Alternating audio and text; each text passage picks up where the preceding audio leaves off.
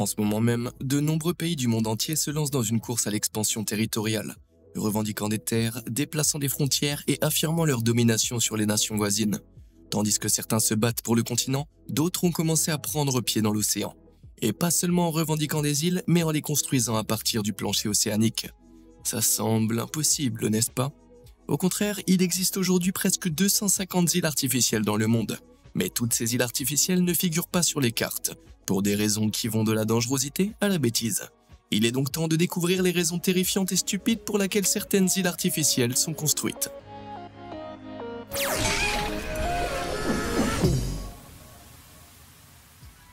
Comment construire une île? D'ordinaire, les îles se forment naturellement à la suite de violentes éruptions volcaniques. Au fond des océans, d'énormes tremblements de terre déforment la croûte terrestre, formant des fissures de magma en fusion le long du plancher océanique.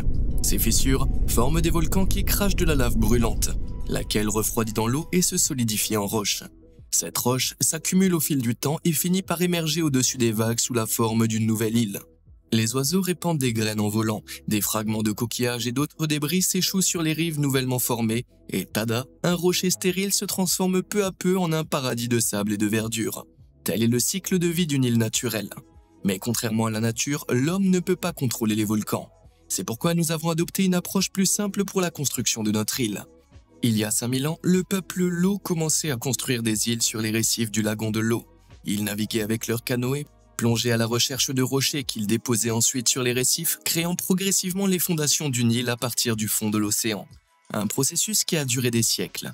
Mais le résultat en valait la peine, car les îles récifales créées par l'homme étaient bien plus agréables à vivre que les côtes marécageuses habitées par leurs voisins. Et ces îles ont résisté à l'épreuve du temps.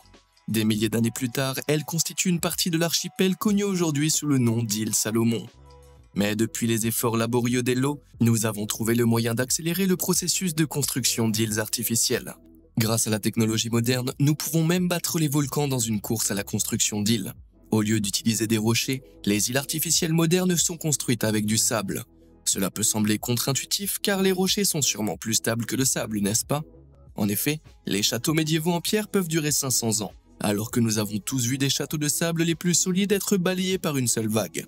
Alors combien de temps une île de sable pourrait-elle résister aux forces colossales de l'océan?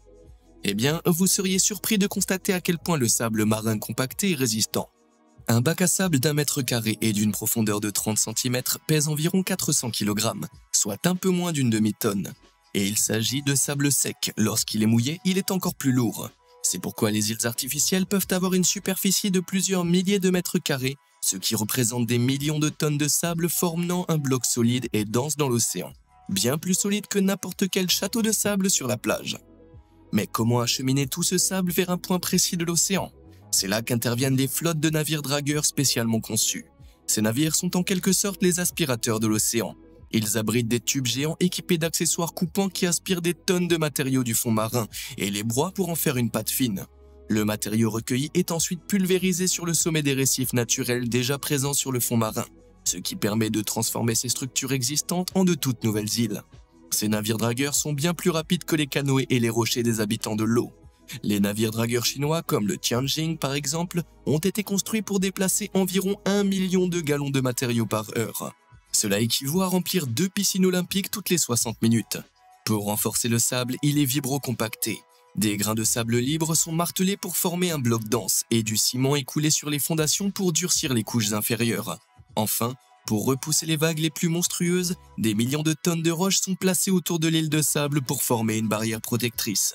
Et voilà, une île artificielle. Cependant, construire une île et la peupler sont deux problèmes très différents, comme le prouve trop bien la ville côtière de Dubaï. Avec son sable blanc, son ciel bleu et sa mer turquoise, Dubaï est l'une des plus belles villes au monde. Avec ses 3,3 millions d'habitants, elle représente un peu moins d'un tiers de la population totale des Émirats arabes unis. Afin de créer plus d'espace pour les biens immobiliers côtiers de valeur, les promoteurs ont commencé la construction d'une série d'îles artificielles en 2001.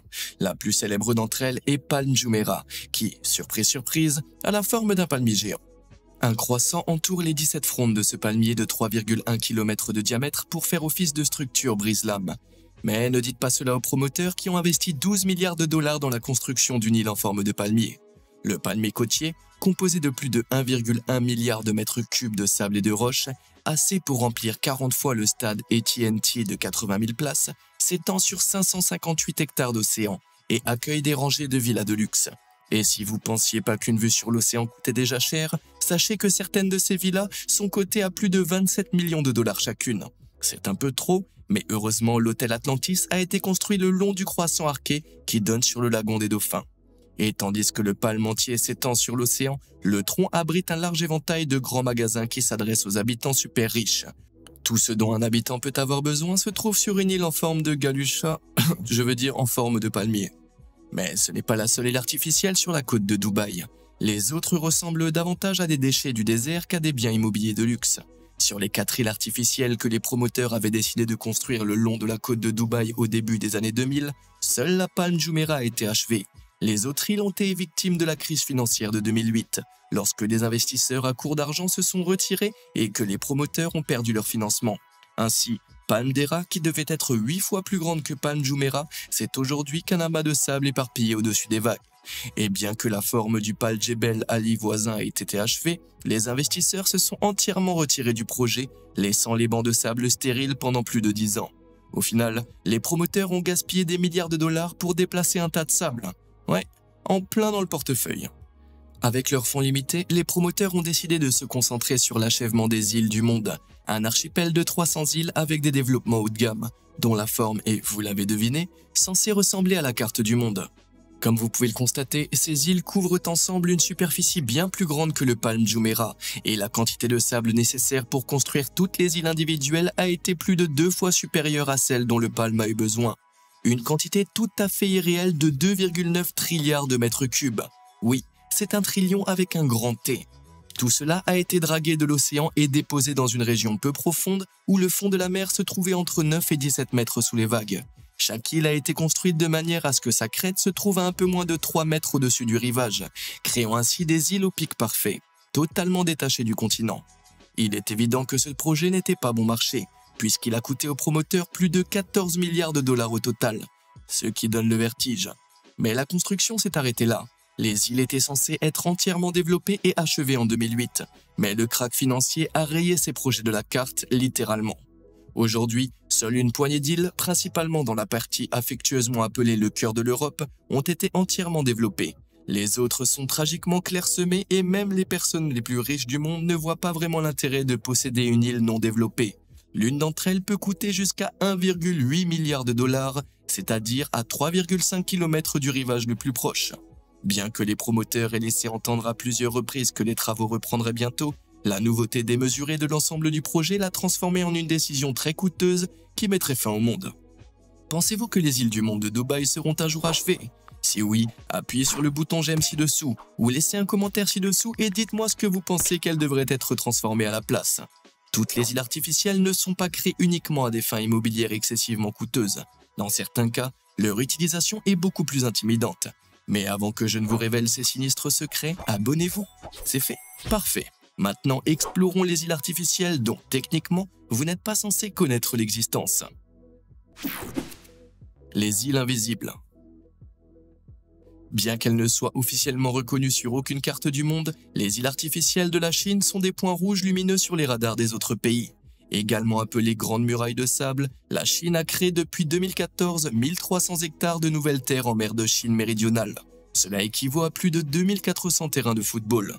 Mais le gouvernement chinois ne construit pas ces îles pour lancer son propre Super Bowl. Non, les objectifs de ce pays sont bien plus inquiétants. En effet, cette partie de l'océan est l'une des ressources naturelles les plus riches au monde. Véritable mine d'or énergétique, elle contient jusqu'à environ 11 milliards de barils de pétrole. La Chine s'en empare à grande vitesse. Elle consomme 12,8 millions de barils de pétrole par jour. Mais même lorsque les réserves de pétrole seront épuisées, il restera encore 5380 milliards de mètres cubes de gaz naturel à exploiter. En d'autres termes, la mer de Chine méridionale recèle suffisamment de ressources pour faire une batterie de puissance mondiale. La zone sert également d'autoroute pour un tiers du commerce maritime mondial. En résumé, quiconque contrôle la mer de Chine méridionale détient également la clé de certaines des plus grandes économies du monde. Il n'est donc pas surprenant que de nombreux pays veulent une part du gâteau.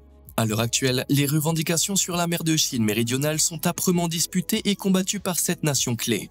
Brunei, la Malaisie, l'Indonésie, Taïwan, le Vietnam, les Philippines et la Chine.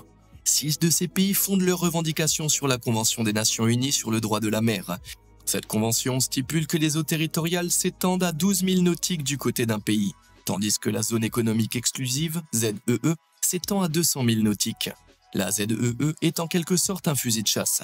Les pays ont des droits exclusifs sur toutes les ressources et le commerce dans leur ZEE, ainsi, tout poisson pêché et tout pétrole trouvé dans cette zone leur appartiennent. Les zones situées en dehors de la ZEE sont considérées comme des eaux internationales et sont partagées par tous. Elles sont partagées par tout le monde, même si elles peuvent être un peu encombrées.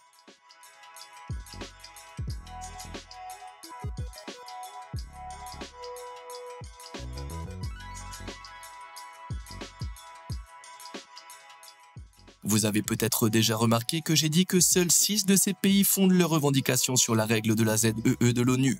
À l'instar d'un frère ou d'une sœur avide, la Chine ne se contente pas d'une seule part, elle veut toute la tarte. La Chine a défini ses revendications sur la base d'une frontière appelée ligne des 9 traits. Elle s'étend de Taïwan à la Malaisie et couvre 90% de la mer de Chine méridionale. Elle a laissé les 10% restants pour ne pas paraître trop gourmande. Mais qui voudrait de la croûte de la tarte tandis que toute la garniture a été prise? La Chine fonde ses revendications sur des expéditions navales remontant au XVe siècle. Cela équivaudrait à dire que vous avez un fauteuil à vie car vous vous y êtes assis dessus lorsque vous aviez 5 ans. Le reste du monde voit donc clair dans cette piètre excuse. La Chine a donc commencé à contourner les règles dans son propre intérêt. Ce qui nous amène ici aux îles Spratleys, alias la Grande Muraille de Sable. Bien qu'elles puissent sembler n'être qu'un amas de sable aléatoire, ces îles sont en fait des biens immobiliers de premier ordre, situés en plein cœur de la mer de Chine méridionale. Et devinez quoi? Le pays qui revendique les îles Spratly peut également étendre sa ZEE. Cependant, il est difficile de revendiquer des tas de sable inhabités, même si vous avez un château de sable avec le drapeau de votre pays planté dessus. Quelques pays ont donc construit des petits bâtiments et des ports sur les îles qu'ils revendiquent. Mais la Chine a franchi une nouvelle étape dans son développement. Sous le nez de tout le monde, elle a construit des îles entières sur ses récifs sous-marins et les a transformées en bases militaires. Jusqu'à présent, elle a construit quelques 72 hangars pour avions de chasse sur ses 3 bases aériennes, Fiery Cross, Mischief Island et Subi Reef. Et même lorsqu'un tribunal international a déclaré ces îles illégales, la Chine n'a pas tenu compte de ce jugement et a préféré les armer de systèmes de missiles anti-navires et anti-aériens. Et comme si c'était pas déjà assez effrayant, le gouvernement chinois a également investi massivement dans des équipements de radar et de renseignement. On peut donc affirmer que la Chine peut voir tout ce qui se passe en mer de Chine méridionale ou au-dessus. Pékin affirme que son profil militaire sur les îles Spratly est purement défensif, mais il est difficile de le croire lorsque toutes leurs îles artificielles sont équipées d'armes offensives. Compte tenu de l'importance de cette partie de l'océan pour le commerce mondial et les ressources énergétiques, la présence militaire massive de la Chine sur ces îles met les autres puissances mondiales sérieusement mal à l'aise. La tension monte en mer de Chine méridionale et l'avenir du monde entier pourrait en dépendre. Les objectifs ultimes de la Chine en construisant ces îles artificielles sont terrifiants. Elle pourrait soit revendiquer la propriété exclusive d'une puissance mondiale, soit faire de cette partie de l'océan un champ de bataille si d'autres pays ressentaient le besoin de riposter.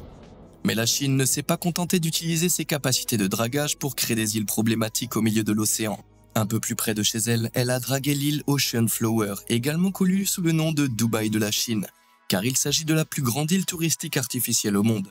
Les premiers signes de dragage et de construction ont commencé dès 2012 et en 2014, l'île aux fleurs principale commençait à prendre forme.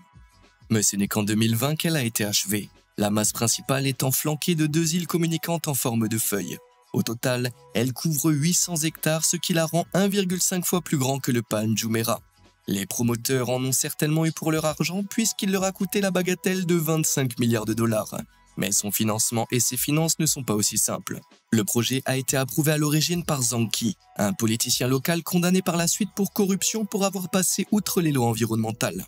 Aujourd'hui, les promoteurs de l'île s'efforcent de rembourser des amendes estimées à 300 milliards de dollars. C'est plus que la valeur nette d'Elon Musk. Entre les monticules militaires et les échecs financiers de la Chine à construire dans l'océan, quelle est selon vous l'île la plus controversée? Dites-le moi dans les commentaires. Querelle du corail.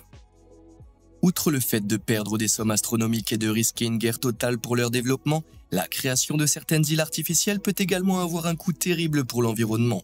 Ce n'est pas vraiment quelque chose que le monde peut se permettre de gérer, et certainement pas à cette échelle. En effet, les récifs coralliens sous-marins sur lesquels la Chine a construit la majorité de ses îles artificielles ont été complètement anéantis au cours du processus. Vous pensez peut-être que ces îles artificielles ne sont faites que de sable et de béton, mais en réalité, ces îles ont une composition plus proche d'un bâton de crabe. En effet, lorsque les navires dragueurs ramassaient les matériaux des fonds marins, ils n'ont pas seulement aspiré le sable, mais aussi tout ce qui se trouvait au fond marin. Tous les crabes, homards, anémones, étoiles de mer et coraux ont également été aspirés, réduits en pâte et déversés sur l'île pour la reconstruire. Le gouvernement chinois prétend avoir commencé à restaurer les récifs naturels qu'il a détruits, mais il est assez difficile de restaurer quelque chose quand on l'a déjà passé au mixeur et étouffé avec du béton. Alors que ces récifs coralliens abritaient autrefois une incroyable biodiversité, ils sont aujourd'hui des zones mortes, car le dragage des fonds marins a anéanti tout ce qui vivait autour d'eux. Désormais, ces îles artificielles n'abritent plus que des soldats chinois et des crabes fantômes. Mais la tirade maritime de la Chine est bien plus sombre et trouble que cela. Quiconque a suivi l'actualité récemment sait que les relations entre la Chine et Taïwan sont au mieux tendues. Pour accentuer encore plus la pression, la Chine a commencé à envoyer sa flotte de 4000 dragueurs de sable sur les territoires taïwanais afin d'y prélever du sable pour ses propres projets de construction. Il ne s'agit peut-être pas d'une offensive totale, mais cette intrusion illégale met la pression sur les forces navales taïwanaises et constitue une tactique connue sous le nom de guerre de la zone grise. À 5 reprises en 2020, les dragueurs ont également endommagé des câbles de communication sous-marins entre les îles taïwanaises de Nangen et de Zhongguang, perturbant le service de téléphonie mobile et d'internet pour des milliers de résidents. Cet assaut exerce une forte pression sur Taïwan, qui a commencé à riposter en tirant des canons à eau sur des navires de dragage illégaux afin de les endommager, voire de les couler. Si cette escalade se poursuit, il est possible que les deux pays se livrent une guerre pour du sable, ce qui ne semblait pas être la raison la plus noble pour entrer en guerre, à mon avis. Ouais, c'est carrément stupide. Pendant ce temps, les îles artificielles situées sur le long de la côte de Dubaï font littéralement disparaître les plages qui font la réputation du pays. En règle générale, les plages de Dubaï perdent entre 10 000 et 15 000 mètres cubes de sable chaque année à cause des marées et de l'érosion naturelle. Cependant, la construction du Palm Jumeirah a modifié le flux naturel des marées et des vents côtiers, augmentant rapidement le taux d'érosion. De plus, au fur et à mesure que le littoral s'étend, les bâtiments situés en bord de mer risquent de se transformer en aquarium, car ils sont inondés par les marées. En l'état, le littoral actuel a subi une érosion irrégulière au cours des 20 dernières années grâce à la construction du Palm Jumeirah. Peut-être s'agit-il d'une revanche de la nature sur les dommages causés par les îles artificielles à la biodiversité marine locale. Les îles chinoises ne sont pas les seules à avoir eu un impact sur la vie marine. Le processus de poldérisation de Dubaï a répandu du limon dans l'eau, enterrant le récif corallien, les bancs d'huîtres et les herbes marines sous une couche de sédiments de 2 pouces d'épaisseur. Ces organismes jouent un rôle essentiel dans l'écosystème local, en protégeant les régions côtières des tempêtes et en empêchant l'érosion des plages. Or, comme ils sont enfouis sous les îles artificielles, les plages de Dubaï disparaissent plus vite que jamais. Pour remédier à cette situation, les promoteurs ont entrepris de créer des récifs artificiels. En effet, ils prévoient de faire couler 2 avions de chasse F-86 sur le fond marin dans l'espoir que le corail s'y développe et que la faune et la flore marine s'y installent. Ces avions construiront un récif artificiel à côté d'un avion de ligne Airbus et d'un bus londonien. Les concepteurs espèrent que ces objets engloutis seront aussi attrayants pour la vie marine que pour les touristes, et que les coraux et plantes des grands fonds s'en serviront comme d'une base stable pour se développer. Espérons juste que les poissons seront suffisamment intrigués pour rester à long terme, car le retour des récifs coralliens pourrait être le seul moyen d'empêcher les plages de Dubaï de continuer à s'éroder. Ça gâcherait certainement ses vues à plusieurs millions de dollars, mais bon, c'est loin d'être leur seul problème. Sentiment d'affaissement. Vous connaissez le vieil adage qui dit que les maisons construites sur le sable ne durent jamais? Eh bien, il s'avère qu'il en va de même pour les îles artificielles. Bien qu'elles paraissent solides de l'extérieur, les îles de sable chinoises commencent à s'effriter. En effet, bien que ces îles artificielles militarisées soient dotées de pistes d'atterrissage de près de 3000 mètres, aucun avion de chasse ne s'y est posé en 5 ans. Pourquoi construire une piste d'atterrissage et ne jamais faire atterrir un avion dessus? Ça semble suspect, non? Eh bien, c'est parce que les îles sont peut-être en train de couler. Bien que le gouvernement chinois nie catégoriquement ces affirmations, des rumeurs suggèrent que les fondations des îles se transforment en éponges dans des conditions chaudes et humides de la mer de Chine méridionale. Et ce, avant même que les îles ne soient mises à l'épreuve dans des conditions extrêmes d'un impact direct d'un super typhon auquel la région est parfois sujette. La Chine a tenté de contourner le droit international en construisant des îles là où il n'y en avait pas. Mais il y avait des raisons à cela, car les conditions naturelles de la mer de Chine méridionale ne sont pas propices à la formation d'îles. Aujourd'hui, l'océan reprend ses droits. Les autres puissances mondiales peuvent donc être rassurées, les revendications de la Chine sur la mer de Chine méridionale sont en train de couler. Mais les îles chinoises ne sont pas les seules à tomber dans l'océan. Dès 2010, la société Penguin Marine a averti les promoteurs de l'archipel de Dubaï qu'il était en train de s'enfoncer dans la mer. Les promoteurs ont démenti ces allégations, affirmant que l'île se stabilisait naturellement sur le fond marin. Or, il s'avère que s'installer n'est pas qu'une astuce de relations publiques pour dire s'enfoncer, car les îles sont indéniablement en train de couler. Des photographies prises en 2010 depuis la station internationale ont montré que des eaux du golfe Persique montaient et que les îles commençaient à disparaître. Vous savez sans doute que le niveau des mers augmente dans le monde entier en raison de la crise climatique actuelle. Les nappes glaciaires et les glaciers fondent, ce qui provoque un afflux d'eau glacée dans l'océan. Tandis que l'océan lui-même se dilate en raison de l'absorption de excès de chaleur, en conséquence, l'océan monte de 3,6 mm par an et devrait s'élever à plus de 30 cm d'ici à 2050. Dans le même temps, la NASA a calculé que toutes les îles artificielles de Dubaï s'enfoncent à un rythme de 5 mm par an. Si à cela on ajoute l'élévation du niveau de la mer, les îles de Palm Jumeirah et World Island sont submergées à raison de 8,6 mm par an. Je sais que ça peut sembler peu, mais il suffit d'une faible différence de hauteur pour que ces îles deviennent inhabitables. En effet, les brises-vagues qui entourent l'île mesurent 2,5 mètres de haut. Or, la vague la plus haute jamais enregistrée sur les côtes de Dubaï mesurait 3 mètres. D'ici 2050, les îles Palm Jumeirah et World se seront enfoncées d'environ 45 cm, ce qui rendra ces brises-vagues inutiles pour défendre l'île contre les raz de marée, et fera que la Palm Jumeirah finira par être entièrement emportée par les flots. Même si vous gagnez à la loterie, il serait plus sage d'investir dans une propriété ailleurs, car les jours de l'île artificielle de Dubaï sont définitivement comptés. En effet, toute sa côte est bientôt prête à devenir un véritable Atlantide.